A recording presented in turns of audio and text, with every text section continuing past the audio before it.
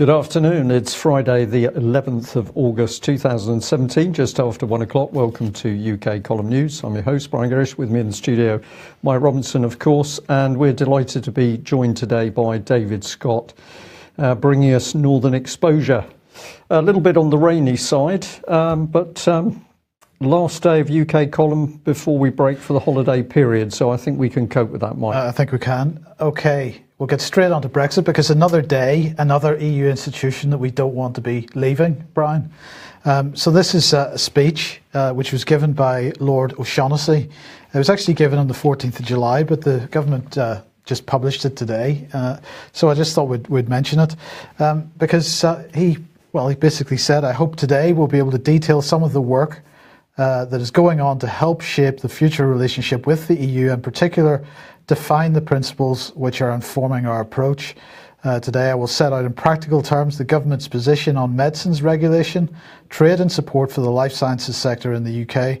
We're absolutely clear that three principles must underpin any future relationship with the EU. Firstly, patients must not be put at a disadvantage. Second, the UK will continue to play a leading role promoting and ensuring public health both in Europe and around the world. And third, industry must be able to get their products into the UK market as quickly and simply as possible, with the UK and Europe at the forefront of medical innovation. So he said that patients across the EU 27, including those in the UK, have been well served by our close cooperation with Europe for many years, and that patients across the EU 27 and the UK would be better served if together we continue the strong, effective technical collaboration that accelerates scientific advancement and ultimately benefits patient well-being. Now, I'm not necessarily suggesting that comment is wrong, but clearly, Brian, we have yet another instance of us not leaving European institutions. So once again, I just want to reiterate that Brexit is a fraud. Yes, Brexit light with no exit. We should also, of course, remind people that the NHS deeply embedded into the European project. And of course, the NHS has had its own EU headquarters for many years. And I don't think the NHS will be giving up that headquarters anytime soon. At the heart of the Brexit debate in the UK, at least, David, is unionism. So what's Darren McGarvey been up to in Scotland? Oh, this is very funny. This is a little update on the independence movement, the so-called Yes campaign in Scotland. Having spent some 4 or 5 years abusing unionists or anyone who questions their policy, who will be equated with a unionist and called a Tory and called very many bad names, they've now turned on themselves. And there is much infighting in the Yes movement. And for those who love liberty, it's been really quite fun to watch. And what have they been up to? They've been putting tweets out. Well, this next bit here, this shows you the type of tweet. This is between Ross Greer, who's Green Party politician and leader of the Yes campaign, and Peter A. Bell, the grumpiest man in Perth, who we've reported on in the article on Getting to Yes. And a long-time supporter of Scottish nationalism. And yes, they're not getting on. He called him a pathetic bag of snot, and what was the other one? Twerp, I think. So there's a lot of invective flying around. Now, this comes from a dispute over essentially the sort of social justice agenda that they're driving, but they don't quite see it the same way. A very nasty blogger that's at the heart of Scottish nationalism, called Wings Over Scotland, who's blocked me. I'm number 407 on his blocked list. If you're decent in Scotland, you're on the Wings blocked list, which he released the comma-separated value file, so all people with similar views can block all the same people. He said Oliver Mundell, the son of the Scottish Secretary, is a sort of public speaker that makes you wish his dad had embraced his homosexuality sooner. So wow. A nasty, unpleasant, personal comment. That's the sort of thing that you get from this particular blogger. The leader of the Scottish Labour Party, Kezia Dugdale, who is herself a lesbian, accused him of being homophobic, which obviously in the world of a social justice warrior is a very bad thing indeed. And so he has decided to sue her in the courts for, I think at the last count, it was £25,000 for calling him homophobic. So this has erupted into a huge internecine struggle between those in the Yes campaign who think he is homophobic and those who don't, and they're all getting at one another and fighting like rats in a sack. And that's where we are this week. Dear, oh dear. Okay, let's move on to more serious subjects, I suppose. Yesterday we were talking about the issue of Rochdale and everything that was going on around that. And Amber Rudd now has waded into the conversation. She says that this was an abhorrent case of sexual predators preying on young women and girls, and I'm pleased that they've been brought to justice. She said, I want to be absolutely clear that political and cultural sensitivities must never be allowed to get in the way of preventing and uncovering it, child abuse. Now, this is the latest attempt to, in fact, cover up everything that has gone on there and in other places, including Oxford, in recent years.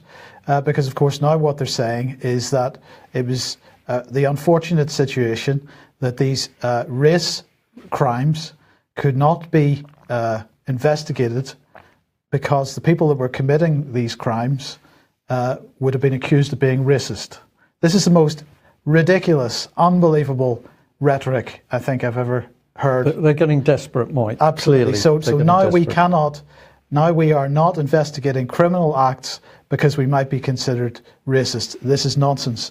The Labour MP for Rotherham, sorry I said Rochdale, one of the other places of course that was affected by this, but Rotherham, the MP for Rotherham, Sarah Champion, said, a fear of being called racist has prevented authorities from investigating the reasons behind sexual abuse cases. I found that language extremely interesting. Prevented authorities from investigating the reasons behind sexual abuse cases. They're not even at that point. They're supposed to be at the point of investigating the abuse cases themselves and bringing to justice anybody that has abused a child, not looking at the reasons behind it. So that maybe gives us a clue as to what's going on here. And then, of course, we have the usual suspects, Katie Hopkins coming out and saying, breaking news on Twitter, this was, Muslims say Muslim grooming gangs are not a Muslim issue. And the Muslims are absolutely right. This is not a Muslim issue. This is much, much broader than being a Muslim issue. Yes, these were Muslim Asian gangs in these cases, but David, it's not just Muslims. It is not just Muslims. It is most certainly not just Muslims. This is a blog from Calamity Cat, one of the researchers in Scotland. And she's looking here at some more information that we're in the process of assembling regarding Sir Nicholas Fairbairn. Now, Sir Nicholas was Perth and Kinross MP. He was in the Thatcher cabinet, and he was the second highest law officer in Scotland. And he was not Asian, but he was, however, raping children. This is one of the reports from a while ago. A lady called Susie Henderson has gone on the record, waived her right to anonymity, to reveal that she was raped by Sir Nicholas Fairbairn when she was 4, and she was also raped by her well-connected QC father. So you're seeing here, again, the sort of ring-like structure of the paedophile abuse.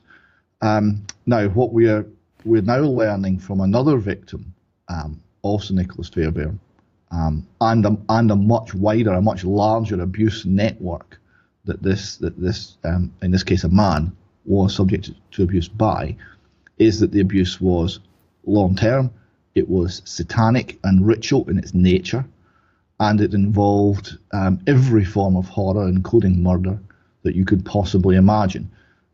So this is the nature of the criminality of the evil that we're dealing with, and it goes much beyond any one community. So this is the Daily Mail's headline, revealed the full horrific truth about Sir Nicholas Fairbairn. From what you're saying, the Mail has not, in fact, revealed the full horrific truth about Sir Nicholas Fairbairn. There's plenty more to discover. They're only scratching the surface, yes. Yes. And we hope to be in a position, we're discussing this with I say, one of the victims, and we'll hope to be in a position to actually report fully on the extent of this when that person is ready, because it involves every sort of abuse that it's possible to imagine, and it involves many high-ranking people in Scottish society, and it involves places and locations which we're in the process of identifying, not very far from where I'm sitting just now. So you wanted me to include the section out of Wikipedia entitled "The Lord Advocate and Solicitor General for Scotland." Why was that? Well, the issue here is, who was this man, right? Because here we know he's from Susie Henderson. He was assaulting 4-year-olds, and he was also involved in we're now discovering, in satanic abuse. But who was he? He was a QC. He was extremely well connected. If you read this article, you'll find he was within a whisker. He was favourite to be Lord Advocate for Scotland. Now, Lord Advocate is in charge of all criminal prosecution in Scotland and personally deals with all the serious cases. So what do we imagine? A cabinet post. He was actually deputy. He was Solicitor General, so he was deputy to the Lord Advocate. But he only got that one step down because of his flamboyant, controversial nature. He was one step away from running the entire criminal prosecution service in Scotland, and he was a Satanist and he was abusing children. That illustrates how close to the centre of power and to the centre of things like police, Crown Office, judiciary this goes. And that's another reason why perhaps it's not investigated the way it might be. David, if I may just come in here and say for our viewers and listeners, of course, that if you have any doubt that this aspect of Satanism is real, then we ought to come back to the BBC reports that the Ministry of Defence some years ago approved Satanism as one of the religions that could be practiced on board Her Majesty's warships. So the practice of Satanism, excuse me, real, recognised by the British government, promoted by the British government as something perfectly acceptable to take place on board warships. And then, of course, we've got numerous reports where the police have successfully prosecuted abuse cases with ritualistic settings. So the evidence is in front of our eyes. But of course, the moment we know that the government itself is prepared to promote this, we are on the trail to something very dangerous indeed. And I can also add that I'm aware that in the last few days, a member of the public has spoken to Judge Mumby's office, head of the Family Law Division, of course, simply pointing out that since Satanism is recognised by the government as an acceptable religion, and there are judges who practice this religion, perhaps those judges should declare that religion before judging in cases involving the abuse of children. I understand that this particular query into Judge Mumby's office produced an extraordinary response from one of his key members of staff. But we'll have more on that after our return from holiday. The National Crime Agency has offered up its response to modern slavery, as it's described, and of course it's talking about human trafficking and quite a lot about sex trafficking. And they are saying that the true scale of modern slavery is far more prevalent than previously estimated. They're suggesting that that there is plenty of it going on within every major city and in this country. So this is not something that applies to foreign lands. It's going on here. They're saying a growing body of evidence resulting from an increase in law enforcement activity points to the number of victims being much higher than estimated and the threat continuing to expand.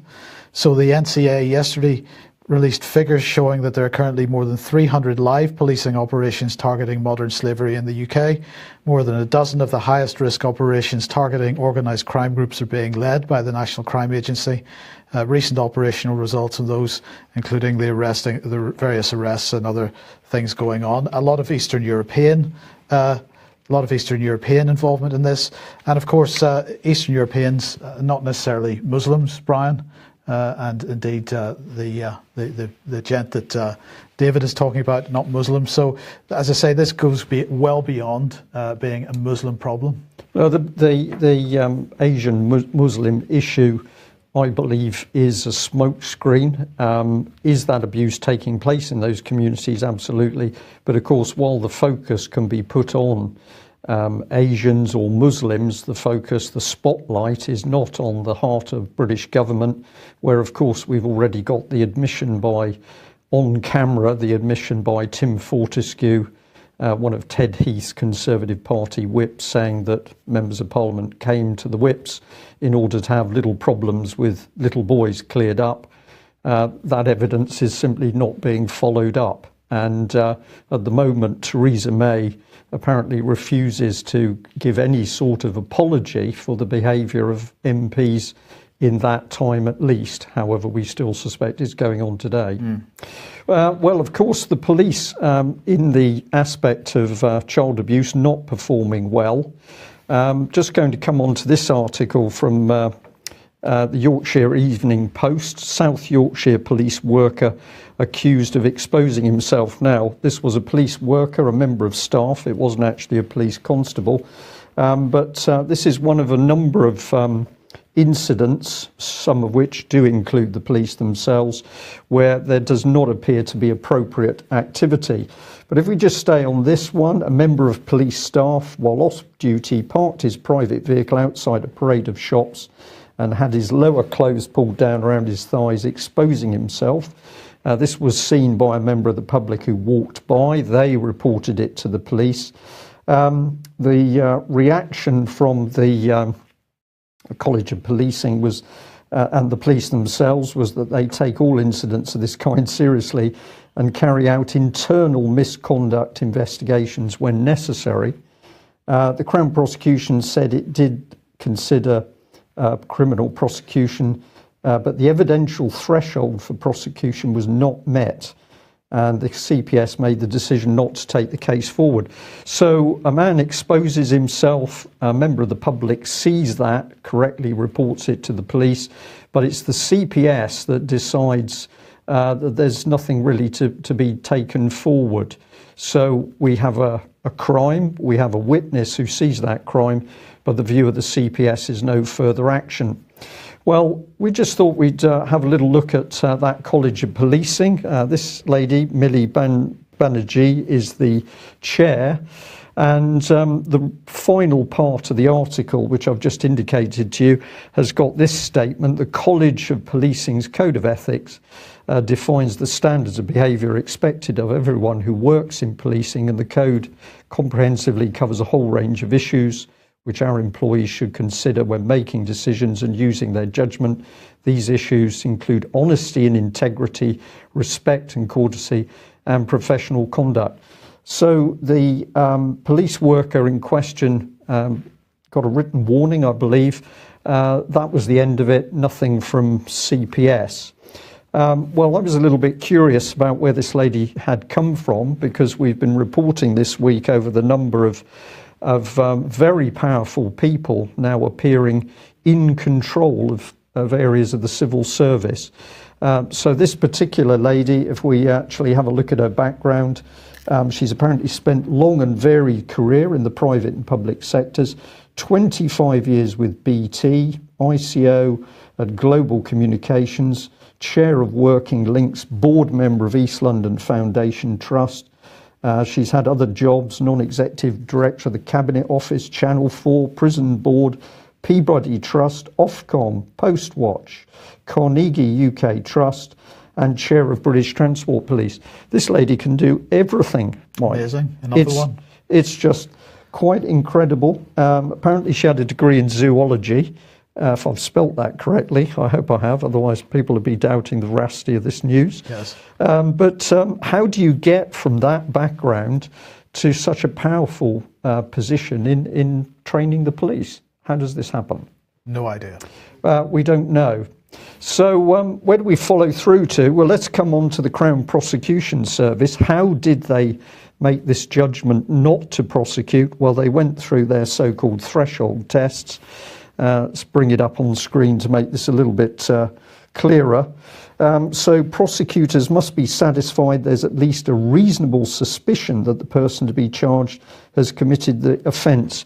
So the man dropped his trousers, somebody saw it, reported it to the police, but they weren't quite sure. No. And if we bring in the next part of the test here, well, the second part is, can further evidence be gathered to provide a realistic prospect of conviction? So there was an offence committed, we had a witness, it was reported, but we need to go and see whether there was anybody to witness the witness witnessing the issue, Mike. Yeah. That appears to be the case. And then they go on to say the prosecutor's got to consider the nature, extent, admissibility of further evidence, the charges, the reason why evidence is not available. It starts to become very blurred. And then in comes this, which is the public interest stage. And when you read this, my feeling was this is not to help the public in any way. These are reasons that the Crown Prosecution Service can use not to prosecute. So basically, if they get through the first two stages and they still haven't found a way to avoid prosecuting their best mate, then they go to the public interest test and they just say, well, it's not in the public interest, and that's the end of it. Absolutely correct. And if we just have a look at the key points in that test, we've got this: how serious is the offence committed? What is the level of culpability? What are the circumstances and the harm caused to the victim? Was the suspect underage? What was the impact on the community? Is prosecution a proportionate response? This is like prejudging the case. Absolutely. Prejudging. Do sources of information require protecting? The one that isn't listed in their list of key points here is the fact they also consider how much money it's going to cost the Crown Prosecution Service to prosecute, because they might not want to prosecute because it might sort of cost them a bit too much money, spoil the budget. Yeah. But the good news is they do protect victims. So here's the image from their website: victims and witnesses championing justice and defending the rights of victims fairly, firmly and effectively is at the heart of all we do. And of course, it was that very same Crown Prosecution Service that prosecuted victim, witness, survivor and child abuse whistleblower Melanie Shaw. And while we're taking 2 weeks off, Melanie remains in solitary confinement thanks to the Crown Prosecution Service after a mere 12 months. Crown Prosecution Service could spend more time in China, I think, Mike. Possibly. Yeah. What's next? I'll just give you this very quickly because I have an eye on the clock. But here we've got how the system has been blurred. So pre-1986, we had the police investigating the crime and then deciding if prosecution was necessary. After 86, in came the Crown Prosecution Service, where government-appointed lawyers decided if that prosecution to take place. The police, of course, were able to use local knowledge with respect to the crime, public interest, and the perpetrator themselves. But now we've got the Crown Prosecution able to use public interest as a means to not prosecute. The police held full responsibility and accountability for preventing, investigating crime and taking actions to prosecute. So if there was a problem, you knew where to go, which was the police. Now we've got money and cost becoming a very important area for the Crown Prosecution Service. Previously, the police could achieve measurable results with what they were doing, but now the money is taking over what the Crown Prosecution Service is doing. We also can say that local constabulary had relatively high independence from central government, but the CPS is fully government appointed and controlled. So it would appear, on the surface at least, that the Crown Prosecution Service is designed to confuse the system and make sure that prosecutions can be controlled. Yeah. Okay, let's come on to Grenfell Tower then, because the question is, where is the money going? Now, this is the Charity Commission has released some figures on this. About the donations that have been made since the Grenfell Tower fire 2 months ago now, and they show that less than 15% of the £18.9 million raised has been given to people who lost their homes or were affected by this. Now, of course, this is a subject that we covered in I think about 4 weeks ago now, so it's about time the Charity Commission caught up. But let's just have a quick look at what they've said here. This table shows the amount of money that has been collected and the amount of money that has been distributed. And on the second page of this table, they show the organisations that the money has gone to. But what's interesting is that they have given a breakdown of the money going to what they describe as distributing organisations. So these are organisations which are then tasked with distributing the money further. So the Charity Commission claiming to be completely transparent here and making sure that we know exactly what money has been collected and who that money has gone to, but that is as far as it goes to the distributing organisations. We do not know where that money has gone to since that point. However, they produced a further document, and it was this one, which was all about how the types of grants that are available to people that have been affected by the Grenfell Tower fire, and where they can get that money from. So I've just put one example here. This is from about halfway down this page. It says, for each household in Grenfell Tower and those households from the surrounding area that will never be able to return to their homes, there is a £2,000 emergency grant. And there's £10,000 as a Fresh Start grant. And in brackets it says, please note this is in addition to the Fresh Start grant separately offered by the Kensington Chelsea Foundation. Kensington Chelsea Foundation, one of the organisations that is described as a distributing organisation. But of course, what the Charity Commission doesn't do is make any mention of the effect that such grants will have on people's benefits received from the Department for Work and Pensions. And we already know that the original £5 million tranche of money, which was given out as an interim payment by the government, which was £500 in cash immediately and £5,000 put into people's bank accounts, we already know that when people were accepting that the DWP was coming along and saying, "Oh, well, sorry guys, you've now got too much money in your bank account. We're cutting your housing benefit, or we're cutting other benefits." So what is the effect of these people receiving this money on their benefits? Because if they are being affected in this way, they're not going to take the money. In which case, I come back to the original question. We now know which distributing organisations have received the £2.5 million that's been distributed so far. Where has it gone after that? Because all that we've heard so far is that it is not getting to people on the ground.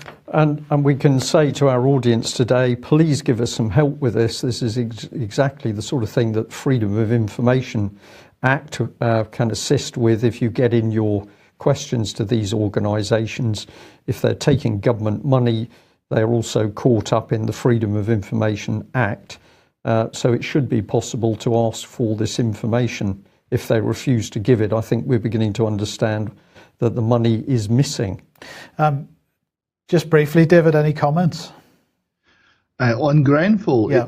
The money is a very strange situation because a huge amount of public outpouring of sympathy happened at that point. And we know that the British public under such circumstances is extremely generous. And if this has been in any way properly organised, there would be ample money available within that community for anything that was needed. And yet the state's moved in.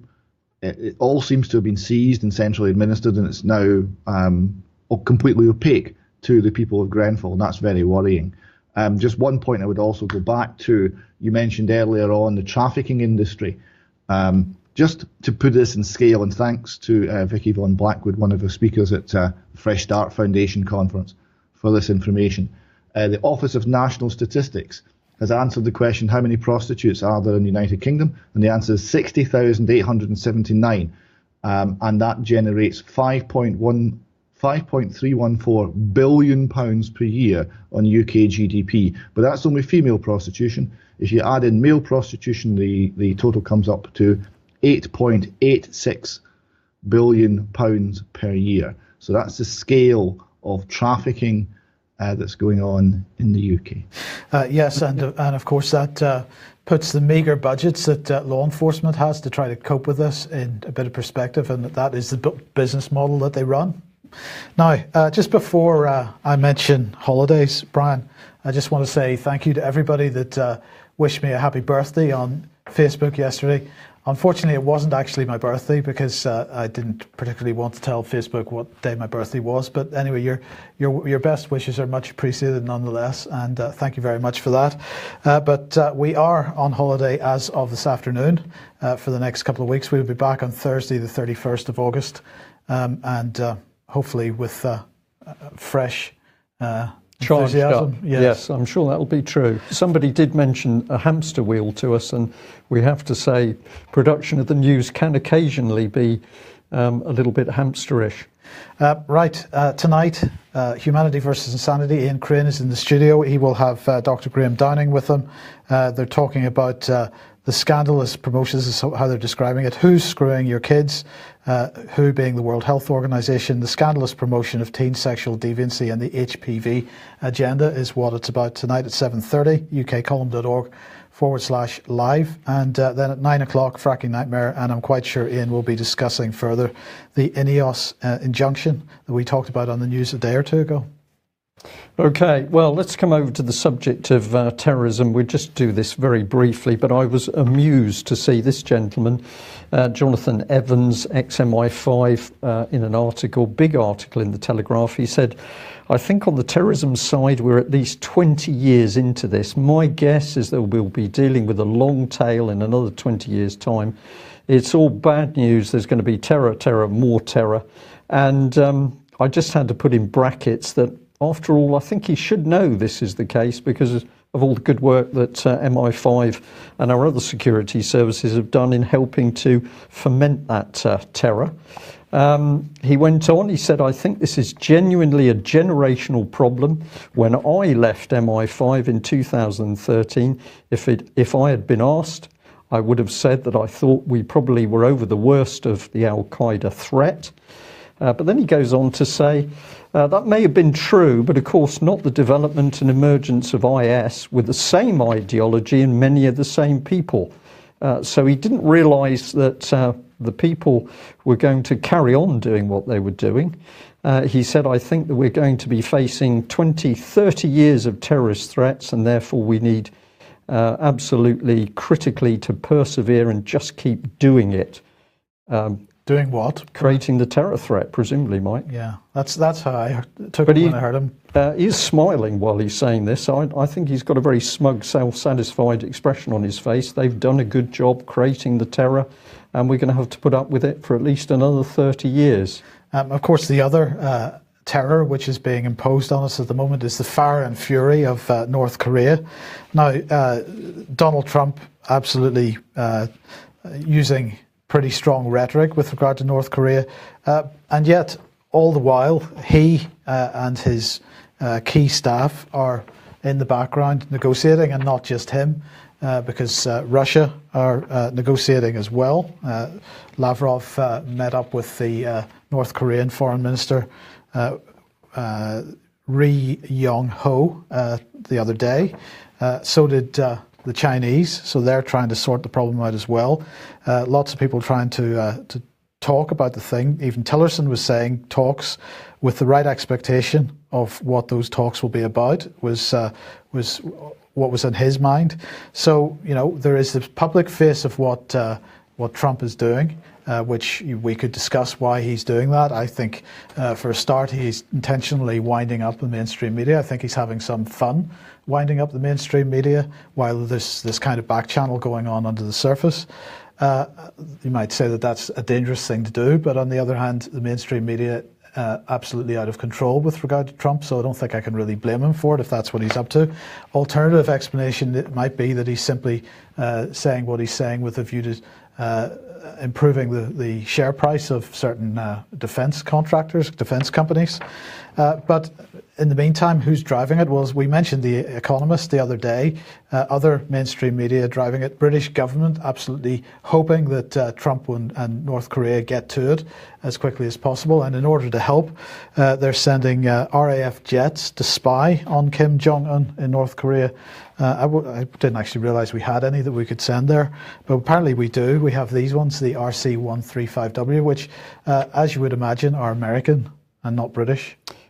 Yeah, I'm just interested in the rivet joint bit, Mike, because there used to be a joke about an aircraft called the Shackleton, which was described as rivets flying in close formation. Right. So I don't know whether they've progressed over the build of this aircraft. Well, this is a Boeing, so you would hope they might have. But anyway, a source close to the situation with these RAF aircraft going over to North Korea said, although a conflict between North Korea and America and their allies is unthinkable, everything that can be done is being done to prepare for it if it happens. So there you go. That's good. The Australians, according to the Financial Times, this is Malcolm Turnbull, who of course is another extremely level-headed Western leader. He is saying that he will invoke the Mutual Defence Pact if North Korea attacks the United States. So we're all piling in on this. Getting back to Trump himself and the people he has around him, it's been a long topic of discussion between Patrick Henningsen and myself as to the various personalities in and around him, and we absolutely, unfortunately, agree with New Republic here that Mike Pence is probably, who's the vice president, is probably, well, not the controller, but the one person that is absolutely doing everything he can to agitate, undermine any possibility of a shift in position for the United States with regard to Russia, with regard to China, and North Korea being used as the sort of piggy in the middle in that particular discussion. But Mike Pence doing everything that he can possibly do to undermine any moves that Trump may have to try to normalise relations between these countries. Interesting situation. Just before I put up a slightly amusing slide, David, has Scotland been threatened by the North Koreans at all? No, we're emulating the North Koreans, so they're no threat to us. On the subject of amusing things, I mean, you just read out there that a conflict is unthinkable, but we're engaged in detailed plans for it. This is now life imitating art. The film In the Loop had the memorable line that war is neither inevitable nor is it evitable. And that was the line that they were following there. So we seem to be doing much the same thing. Absolutely. Okay, well, we just popped this on screen. I enjoyed reading this from the Mail. This is quality journalism. Meanwhile, Britain has put its own intelligence agencies on high alert, with MI6 and the listening station GCHQ gathering information to glean information about how other countries are preparing to take on Kim Jong-un. Good stuff. Is that brilliant? Brilliant. Is that fake news? I would have thought it's pretty close to it. We're gathering information to glean information about how other countries are preparing. Aren't the countries that are going to take on Kim Jong-un our friends? Possibly. Well, maybe these are friendly terrorists that we're not sure whether they're friendly or not. This is, sorry, let's just bring it in here. Utter dross. Yes, absolutely. Room 101 for that, I think. Yeah, I think so. Right, David, let's talk diversity then. Yes, James Damore is the Google engineer who was unwise enough as to have an opinion. He wrote a little piece, and it was entitled "The Echo Chamber of Google's Ideological Echo Chamber." Was the piece he wrote, having gone through some interesting sort of retraining and reframing that he wasn't very comfortable with. This was all done verbally. There was nothing ever written down, and he felt very uncomfortable with the push towards greater diversity, greater female representation, etc., as an end in its own right. Nothing to do with the good of the company, the skills that you're employing, the end product, the service or product that you're delivering. Nothing to do with any of that. So he wrote a memo on this, and it was circulated quite widely on the internet, for which he was, of course, fired on the spot, despite having a sterling record and being a model employee and extremely good at his job by all accounts. That didn't seem to count for anything. He was guilty of wrong thinking. He had to go. Now, normally this would be the end of the matter, but times are changing, and it appears that there is in fact a backlash. The internet, the people, the wide dispersed network that is a lot of individual thinking human beings all across the planet, are not happy at this.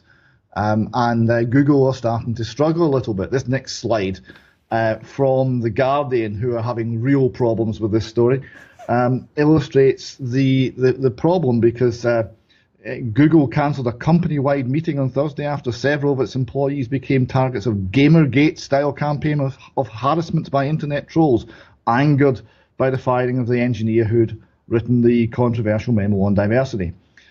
Quote, "We had hoped to have a frank, open discussion today, as we always do, to bring us together and move forward," says CEO Sundar Pichai.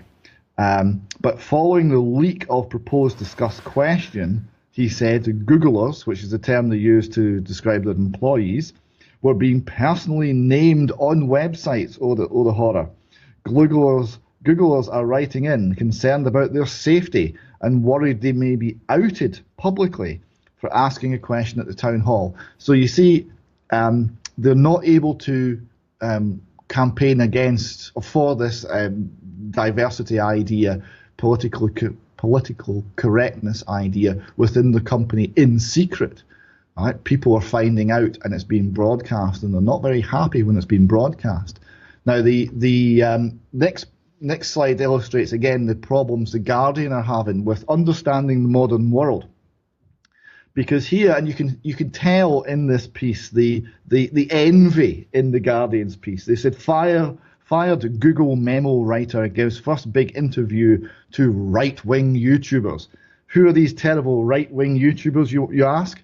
Is it Stormfront? Is it neo-Nazis? No, it's Stefan Molyneux, who's got the biggest philosophy website in the world, and the gentle Professor Jordan Peterson, who's a very centrist man who's campaigning for free speech. So these are the horrible right-wing YouTubers they're talking about. Damore, who argued in his memo that biological differences between men and women can contribute to the gender gap in the tech industry, gave a lengthy interview to Stefan Molyneux and Jordan G. Peterson, who have both large followings on YouTube, and espoused anti-feminist views. Oh, the horror. So you see there that the Guardian realises it's losing its audience, it's losing its power to shape opinion. It's not very happy about it, and there is a backlash. Very interesting developments indeed. The backlash goes on. This is the Mail Online. Fired sexist memo. Google engineer attracts thousands with a new Twitter account, and he's wearing a T-shirt, and it's the Google logo, but it doesn't say Google. It says Gulag, which is beautiful, right? So I'm going to find myself a Gulag T-shirt as soon as possible. So it shows the ideological constraints that these people are resisting, and the encouraging thing is the resistance. And amazingly, there was even an op-ed in the New York Times, of all places, today, just a few hours before we went live, calling for the resignation of the chief executive of Google over the way he's handled this case. So their ability to hire and fire on ideological grounds in secret is being undermined by the internet, by discussion, by free speech, and isn't it fun to watch? Yeah, but we've got to shut it down as quickly as possible, David. Well, they will try, but there is resistance. Absolutely. Okay. Well, before we go, we just remind you once again that we're going to have a couple of weeks off. Are you going anywhere nice? We'll be local in UK, but I'm going to visit some family I haven't seen for a while, and hopefully the weather's going to be good and we're going to enjoy UK at its best. I'd just like to say a big thank you to people who have been subscribing and donating to the UK column. We had 2 envelopes arrive through today with donations. One, I can't say who it was from because you didn't tell me. The other one was from a Mike. So Mike, thank you very much for sending us that donation. We do appreciate the support that we get. We constantly say we need more ongoing support because we want to expand the quality of news that we're putting out. We want to expand the other programs. And when we come back after the break, we will be moving into some, I think, quite exciting news in due course. We'll tell you more about that at the time. But thank you very much for those donations. Keep it coming if you value the work the UK Column News does. David, thank you very much for joining us north of the border. And I'm going to end on with a statement that we believe that the rate at which the state is trying to squash free speech is a clear sign that they are extremely worried by the progress of free speech and alternative media worldwide. So if you're on the internet pumping out truth and information, keep going and make sure you get your friends, family and other colleagues involved. We'll be back soon. Thanks for joining us. Bye-bye.